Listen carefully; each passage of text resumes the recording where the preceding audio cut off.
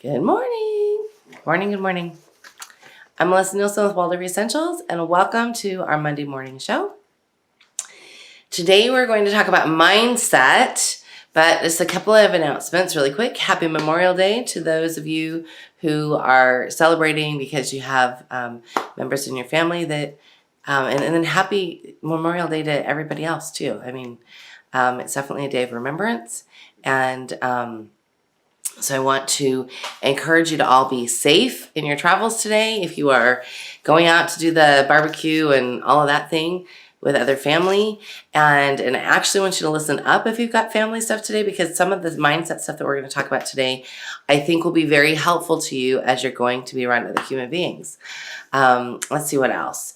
I want to invite you to join Thinking, Feeling, Willing, because, well, one, it's amazing. But two, we have some amazing, fun, awesome things coming up. So this Thursday, we have a masterclass series that's starting just for our Thinking, Feeling, Willing members.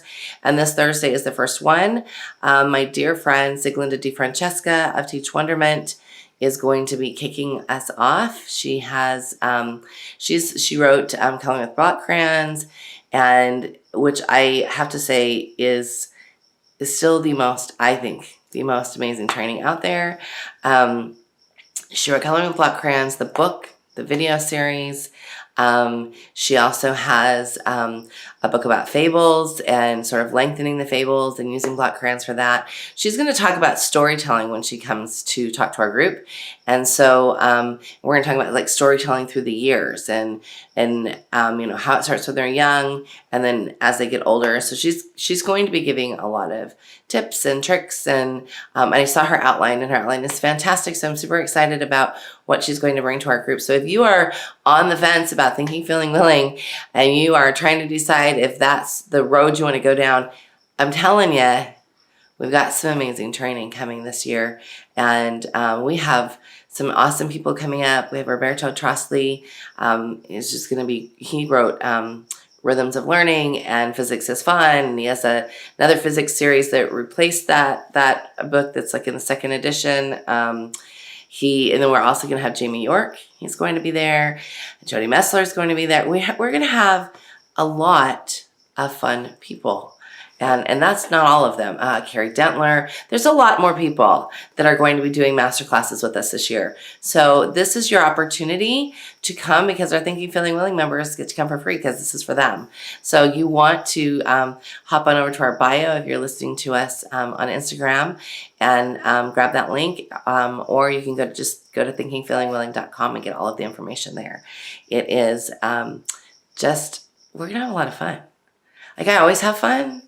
Like I always have fun with our members, but I'm super excited about this. And we also have a bunch of people who I'm still trying to get to come. So we are I think we're booked pretty much through the whole year for the rest of the year. And we've got more coming. So super excited about that. Let's see what else. If you're talking to my husband, he'd be really excited about Godzilla opening this week. He's been wanting this movie since he was 8. So maybe earlier, honey, since you were 8, or since you were like younger than that? That's a good question. So he's super excited about that. I think those are all my announcements.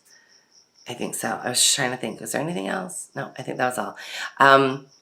Please join us. If you love watching us live, but you wish you could get these in podcast form, you can go to Spreaker.com and download their app and just type in Waldorf Essentials. And there are a bunch of them already there of our Monday videos, and we're uploading new ones all the time. So that's a great way for you to just sort of have us in your pocket. And Anyway, all right, let's get on with mindset. Let's get on with it. So. First of all, what is it? Mindset is sort of, and I will back up and say, we have talked about this in many different ways. We have talked about it in, hang on one second. Honey, will you pop over to our messages? It looks like there's some messages over there. Those are coming up on my phone. Our messages on the, in the Waldorf Essentials with Melissa Nielsen page. Yes. So anyway, so we've talked about mindset in many different ways. We have talked about it with regards to being an agent and sort of how you show up. But mindset is so much more than that. And it's something that we have been working on personally for a lot of years. And it's something that you never finish. Just like sort of you are always choosing how you show up as an agent, it's something you never finish. And so I want you to think about this as sort of, again, another ongoing thing. Some of the things that I'm going to say today might be brand new to you. You might be thinking, oh my gosh, I have ruined my children already. And I want to assure you that you haven't. You can always, it's always fixable. It's always fixable. At least in my book, it is always fixable. Steiner said often that it wasn't, but he was not a parent. We have to remember that he laid out this amazing, pedagogy, this amazing curriculum guideline. But he also isn't a parent, and we're with these kids every day. So we have the opportunity to fix ourselves and hone ourselves and refine ourselves. And as we do, it trickles down. So if you are somebody that's going to be worried about that, I want to just assure you up front that it is not something that I think you should stress about. I do think you should work on it for sure, but I don't want you to take on all this guilt. And I'm going to tell you who's going to take on the guilt. The cholerics are going to be like, yep, I'll fix it. The sanguines are going to forget. And the phlegmatics are going to start beating themselves up. And the melancholies are going to just start really being super sad about what they worry that they have done to their children. So I want to warn you now that is not the point of this. In fact, that is the opposite, because the more we go into that space of sort of self-deprecation and thinking that we're horrible, the worse it's going to get and the harder it's going to be for you to sort of show up in a better way. So we're also going to be talking about some book resources that we've really liked. And this is a 3-part series. This is part 1 today. Part 2 is, I think, in 2 weeks from now. I'll have to look at the calendar. So we've got it. If you're watching us on Facebook, there's they're posted in our event section. So I just want to say we spend so much time worrying about our children's mindset. So much time. I think, I've been an attached mom for over 20 years. And in that positive parenting place of wanting to help them feel heard and wanting to help them feel loved, we often forget that we have to sort that out within ourselves. Because I think if we are parents that are showing up and we're still frustrated at ourselves for how much we're yelling, or if we're spanking, or using punitive methods when it's not necessary, all of those things, if we are still angry at ourselves for that, that trickles down. So we have to work on our mindset first. And that means that we have to sort of look at everything that we're doing. It's sort of everything is kind of suspect. And so that's where it does become a little mind-boggling. And you might ask yourself over and over in this process, what the heck am I doing? How do I fix this? How do I get to a place where I feel better? And when I feel better, I know they'll feel better. But if you are a mom that is loving, there's a website that I love, biglifejournal.com. We have those Big Life journals for Sam and Soraya. But here's the thing: if you're not also working on those things, it's not going to stick with them. So our subconscious programming is what's responsible for our mindset. And our subconscious programming took place between the ages of 0 and 7. And it may be under 9, but I've read 0 to 7. But I'm thinking, from my knowledge of the 9-year change, I do believe that there are some that absolutely still happening up till 8. 9 is when they start to sort of seek this justice place. And they're seeking that justice place from the mindset that we have imbued them with from the time that they were little. So we have to remember that. We have to remember how we are showing up to them and what things we are feeding them. And what limiting beliefs, what things we are giving them that, we have to just be really careful. Like, I am really careful with the words. You can't do that. I'm really careful with those words because I believe that we can do anything that we put our mind to. Does that mean that I believe you should stand on the counter and get a glass out of the cabinet? No. But does that mean that you can't, work your little heart out and become the illustrator that you want to? Absolutely, you can do that. So I'm really careful with those words. You can't, or I can't, or that's impossible, or that's ridiculous, or like all of those words that are very finite, because I definitely believe in the impossible. We have made that happen in our lives time and time and time again. And that is part of who Eric and I are. That's part of sort of how we live our lives. If you had said to me 10 years ago that we would live 3 blocks from the ocean in the city where we wanted to live, I would have said, I believe that. I believe that. I don't see how it's going to happen right now, but knowing that about myself, I believe that. I believe that that could happen. And we have to believe it before we can start to make it happen. So, mindset is a mixture of our limiting beliefs that were given to us in our subconscious programming as children. And then, sort of as we go through life as well, we pack more of them in. It's kind of like if you listen to our bag of poo analogies in our inner work stuff, it's like we just keep putting them in that bag. And that's what that bag of poo is full of. It's full of experiences. It's also full of limiting beliefs. It's full of limiting beliefs that we have just collected along the way and continue to put in that bag. All of us do it. All of us. It doesn't matter how self-actualized you are, you're still doing it. And when we had, I talked about our meeting with our business coach a couple of weeks ago, some other videos, but one of the things that he said that I thought was really funny, he said, once you are really good at like noticing your own limiting beliefs, you start to see them everywhere. When somebody says something you can't, or that's impossible, or they say something with such definition that is actually maybe not, so finite. So we have to step back and actually look at how we're talking. Because I am, I'm going to get a little woo-woo here a little bit, but, excuse me, I am a huge follower of the laws of attraction, but not in the way that most people think. Most people think, oh, the laws of attraction, that secret movie, that didn't lay out 1/10 of what those laws are. And I think you can follow that, whether you're a Christian, a Muslim, whether you're an atheist, whether you're non-denominational, doesn't matter what faith you are. Energy is energy.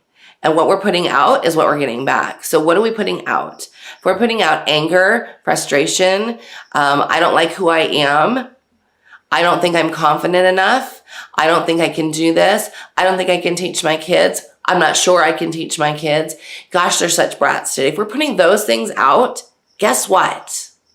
We're getting those things back. Like energy attracts like energy. So what are you saying, not just to yourself, but to your kids every day? And in that doesn't mean you can't have a bad day. Doesn't mean you can't have a bad day. All of us have bad days. I have days where I'm like, Soraya, just need you to stop talking right now. Totally not my finest parenting moments. But we all have those days. So it's about how we recover. What do we do after that? How do we fix that? And you first have to fix it within yourself before you can fix it with them. Melinda Gibbs says, starting a bag of poo. That's new to me and love the idea of putting limiting ideas in there. Can I share that with my kids, or is that more for the grown-ups to do? Well, I've always talked about the bag of poo with my kids. Melinda, I would say hop onto Mom Lesson 3 and listen to the Inner Work series Poo to Light. And there's like 3 or 4 audios there that talk about sort of how we carry around this garbage, this poop, and how we need to get rid of it. Because we don't want to carry that bag around. Those limiting beliefs are tucked in that bag. We don't want to carry it around. We want to be done with it. We want to set it on fire and stick it on our meanest neighbor's porch or something. We do not want to carry it around. We want to get rid of it. And we will always have something in that backpack, no matter where we are, no matter what we're doing in our lives. There will always be something. You know, we have friends, and we know a lot of people that they have like on the outside, they have it all. They have everything. They have the money, they have the job, they have the business they want, they have the partner they want, but they are still struggling. And I love it when people that have done this work can come back and say, I'm still struggling. Eric and I are still struggling. Absolutely. Eric and I came from homes where, while our parents loved us, money was not great. And so we have money blocks that we are continually trying to bust through. So if you are somebody who just never has more than 2 nickels to rub together, you have to step back and ask yourself, it's not about how much money your husband makes or how much money you're bringing in your Etsy shop. It's not about that. It's about what you believe you can do. Because when you believe that you can do amazing things and that money comes to you effortlessly, guess what? It starts to. But you have to believe it. Because if you're not believing it, you're not in the same frequency as money. And I know there are people that are going to be like, I'm a Christian, I don't believe that. Or, you know, I think that's crazy. I can't do that. But guess what? I can bust that. If you are listening to me and you are a devout Christian and you are thinking that does not follow my beliefs, message me. I will help you quote some things in the Bible that actually change that. And this is not a religious podcast at all, but I'm just saying, if you've got blocks, because guess what? That's a limiting belief. That right there is a limiting belief. Energy is energy. We know that from a scientific standpoint, that energy is energy. And all energy may not be created equal, but it's all energy. And so what we send out is what we're going to get back. If you wake up in the morning and all you are thinking about is sickness in your own home and how everybody you know is sick and ill, and you're worrying about everybody, and you're constantly worrying, whether it be your children or close family or somebody that is near you, guess what? You're going to see more of it. If you are constantly worried about all of the vaccine laws and all of that stuff, guess what? You're going to see more of it. And yes, there are things we have to deal with every day, but it's all in how we show up to it. It's how we show up to it. It's how we react to it. It's how we take that into ourselves. And, excuse me, these allergies, y'all, are driving me nuts. Never had allergies before. Never. This year has been so much rain. So I'm going to check my notes because I don't want to miss anything. Let's see. I already said limiting beliefs begin in our childhood. Temperament for sure matters. I think that what I see, and this is a very broad generalization, so you'll have to like pick it out and say, okay, this applies to me, this doesn't. But what I often see is the cholerics and the sanguines like to make fun of themselves. And we got to stop doing that, y'all. We have to stop. There is nothing funny about talking about how stupid you are. Oh, I can't believe how dumb I am. Like, how many times a day do you say that? And then you wonder why your child thinks they're dumb. So you have to step back and ask yourself, what is it that I am saying? So there's that. The cholerics and the sanguines are often doing that. The phlegmatics are like, I can't believe I did that. I can't believe that. Like, and then they start making more mistakes because, and often it's internal, but that's when you're going to see, if you're phlegmatic, you're going to see yourself overwhelmed the most, is if you are continuing to hold on to mistakes. You have to let them go. And, I saw somebody the other day say something about, oh, I'm a perfectionist. Stop saying that. Just quit. It's not a badge of honor.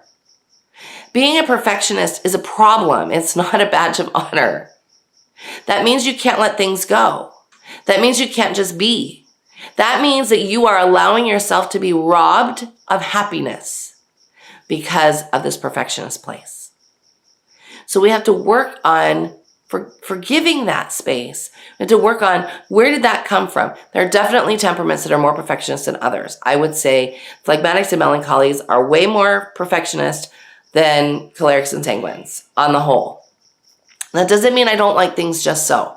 Because I can be like, nope, this is going to be perfect. But then at the same time, I can be like, I have worked on this dang thing for 6 hours. It is perfect enough. And done is better than perfect. Done is better than perfect. And that might be like this giant shock to some of you. Like, oh my gosh, no, I can't think about that. Done is not better than perfect. Yes, it is. Because you are robbing yourself of joy if you are going to stand in this perfectionist place. I have watched some of the moms that we work with, some of you that are watching, I have watched you agonize over how good your drawings are, how good your paintings are, whether or not your lesson plans are good enough. And yes, we have this place we want to strive to, but you have to drop the it has to be perfect, because we'll never be perfect. We'll never be perfect. We're not perfect beings. The only way we get better is by imperfect action. Imperfect action drives us forward. So you can't decide, oh, I'm never going to make any mistakes. That's like saying you're going to leave your house and go to the grocery store in the car and you're going to hit all the lights green. Yeah, that might happen like on a fluke. But you would never leave your house if that were the case, ever. So you have to drop this garbage about being perfect. Perfectionism is a disease. And it's one that you don't want. So if you are listening and you are really struggling with perfectionism, I want you to step back and I want you to ask yourself, how much of my life has this robbed from me? And am I willing to take imperfect action to get better rather than not acting because I need it to be perfect? That is definitely a phlegmatic and melancholy trait. Phlegmatics especially, they will not start something often if they don't think they can make it perfect. So they'll procrastinate, put it off. I'm a procrastinator. That's another limiting belief that you don't want to put on yourself. Don't say that to yourself. Don't tell that to people. Don't type it out of your keyboard. Just stop and say to yourself, why am I okay with this label? You know, we are, especially this niche of people, the Waldorf homeschoolers and people that are thinking alternatively and alternative schoolers. We are so rabid about labeling other people and about making sure that we give them the right courtesy because of their, whether it be their orientation or their color or where they come from. But then we talk so horribly to ourselves and about ourselves, and we label ourselves. It is not congruent. It's not congruent. You have to come to a place where you are stopping your mouth. And my mother, who's watching, love you, Mom, she used to always say to me, Melissa Dawn, that's my middle name, Melissa Dawn, can you please think before you speak? Like, it took me a lot of years to think before I spoke. A lot. And maybe some of that was too much, but that's what we do to our kids. So I know I've done that a lot. Like, there are times with Harry, I'm like, please stop talking. I love you to the moon and back, but I need you to not speak anymore. But in instilling that in me, it helped me to stop and think about what is coming out of my mouth and be much more deliberate about it. Not always, but definitely most of the time. Well, most of the time, right, dear? Mm-hmm. Not always, but most of the time. There are times when, as a more centered parent, as I've gotten older and I have done this work longer, I hold my tongue and then I yell. I still yell. I love, there's a scripture. I'm just going to go scripture here on you for just a second. There's a scripture about before Christ cleared the temple. And it says he braided a whip before he did it. So that tells you that he thought about it before he started yelling at people. So I'm trying to be the braid a whip lady. Like, so you could think about it. If you are struggling with yelling and struggling with, like, you know, getting on your kids, braid a whip first, ladies. And that will take you a while, because I don't know if you've ever watched a whip be braided. If you haven't and it's something that you want to see, you should Google Mythbusters whip braiding. They did a whole thing. It was an Indiana Jones thing. They did a whole thing on braiding a whip. Okay, what have you got over there? Oh, I have lots of people that are giving us thumbs up. Erin Elizabeth says, I've always been stricken with perfectionism, but when Pinterest came along, it got so much worse. Oh, you guys.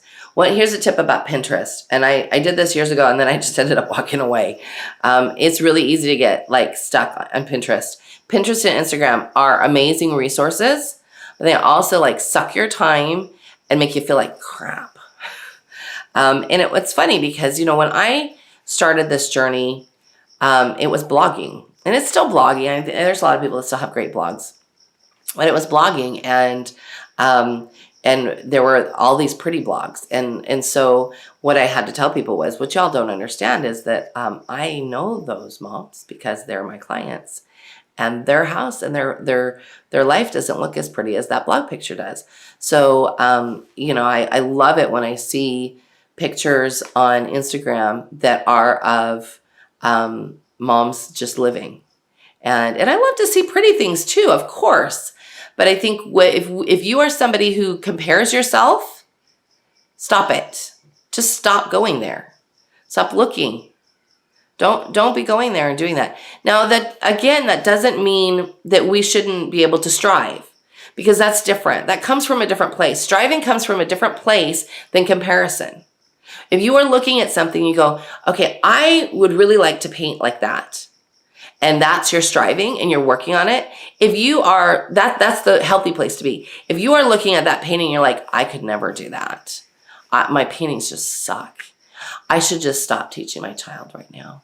We're just going to just leave Waldorf because I can't do anything that's this good. Stop it. My goodness. You have to come from a different place. You have to come from a place of striving. If you are striving, that is different. When you strive, you don't ever just arrive. You don't ever just get there. It's never like that. You're continually trying to better yourself, and not from a perfectionist place, not from a place of, I am unworthy, because there's a difference. I am unworthy if I can't do this. I am unworthy of teaching my children. I'm unworthy of my husband. I'm unworthy of my children. I'm unworthy of these things.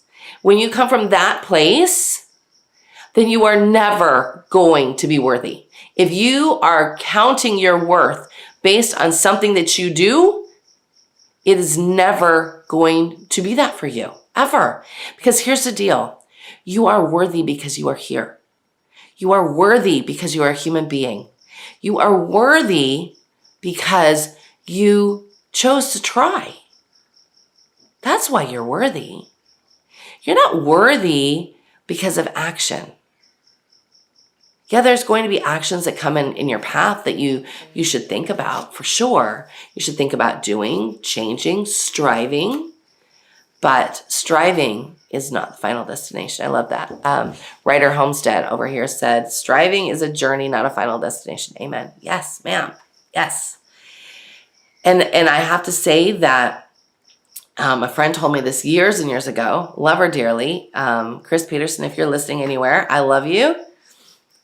She said to me, direction is more important than speed. And I remember when she said that to me as a choleric who likes to do everything super fast, and I'm constantly moving and my brain doesn't hardly ever turn off. I remember thinking, really? Like, I don't have to go so fast? It's taken me a lot of years to realize that. A lot of years to actually fully take it in. The direction that we're walking is much more important than the speed that we're walking in. So for those of you who are watching and you're like, I'm not Waldorf enough, you play that game with yourself. Like whoever came up with the Waldorf Pure title, I have to tell you, y'all, I'm probably melancholy. Just, that is the saddest, worthiness title ever.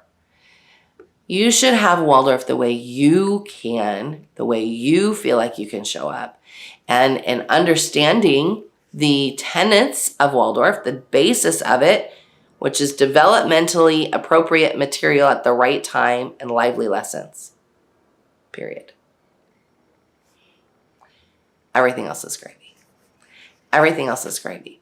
So if somebody tried to tell you you weren't Waldorf enough, or I love it on Facebook groups when I go, why are you here? You're not very Waldorf. Why are you here? Well, let's see. I came here to learn. I love it when people do the shaming thing. It's the same people that shame that would never ever think about saying something wrong with regards to race, religion, or something else. But they're happy to shame you. Those are not your friends. So stop listening to them. Just stop. And if you're a shamer, I'm going to tell you there's reform for you. You can do it. It is a balance to be able to walk a path and not think that everybody has to be on it exactly the same way you are. Because that is, a complete lie. Everybody comes to this place of, learning about themselves at a different path. Everybody comes to this Waldorf path at a different rate, at a different speed. So don't ever let somebody sell you some garbage that you're not going fast enough. Especially if that garbage is coming from your head, like from what's going on in your head. So I want your homework, because we're out of time for today. Your homework is to, hold on.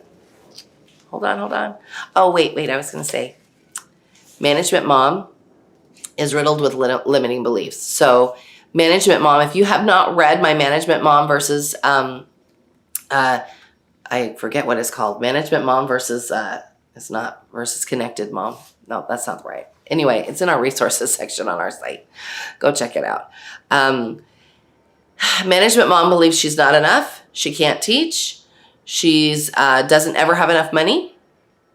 If you were telling yourself that lie, then you got to quit it. And abundance doesn't have anything to do with your bank account.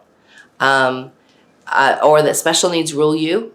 That you are here just to serve your special needs child. You're not. Or that you have limiting beliefs around your weight. Listen, I have limiting beliefs around my weight. I have for a lot of years. So I am busting those as well. So you have to ask yourself, what is somebody that has more money? What decisions would they make? What is somebody who is thinner than I am? What decisions would they make? What decisions would they make that I'm not making? Okay, go ahead.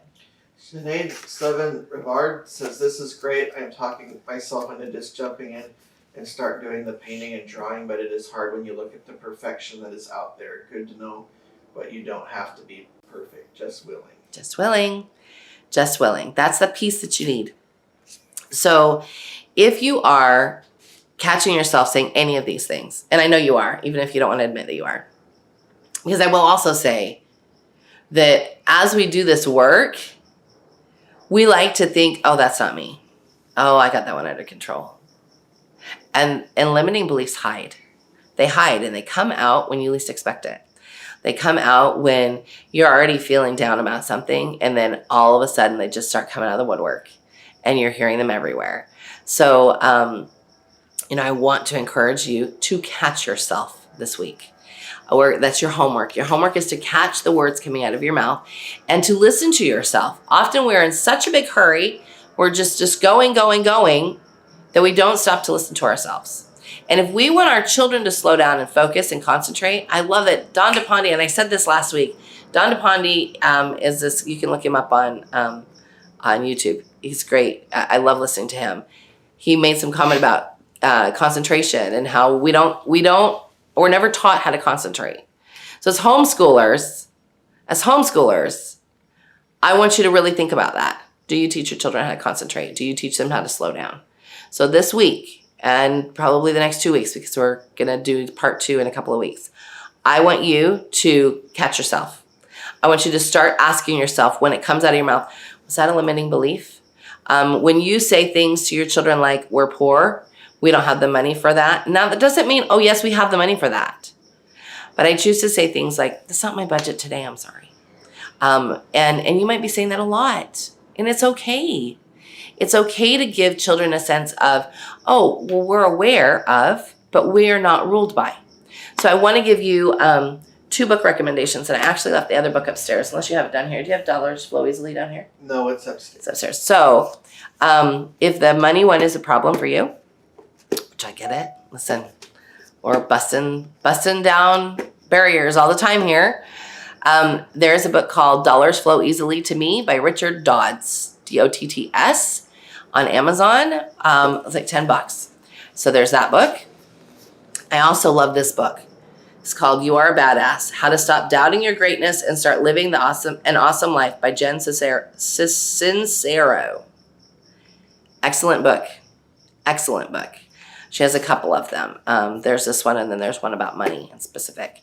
So those are the two that we're going to recommend this week. There are many more books that we would recommend. This is a journey. So I would get on that library app today and see what books you can get on hold.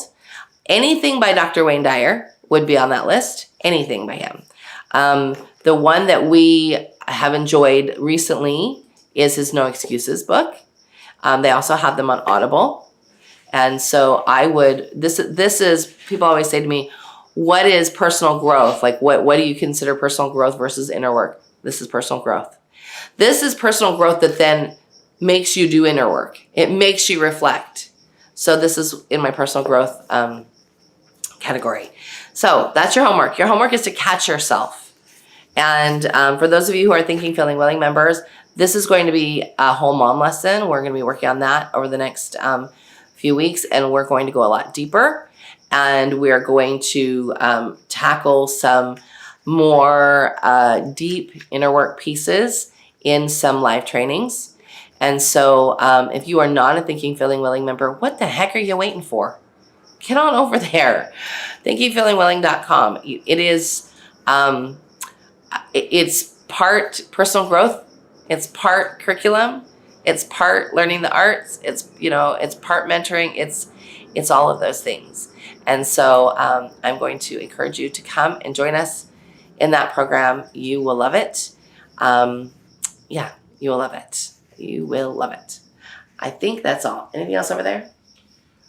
Just a lot of good thumbs up. And people saying thank you. You are welcome. You're welcome. So do your homework.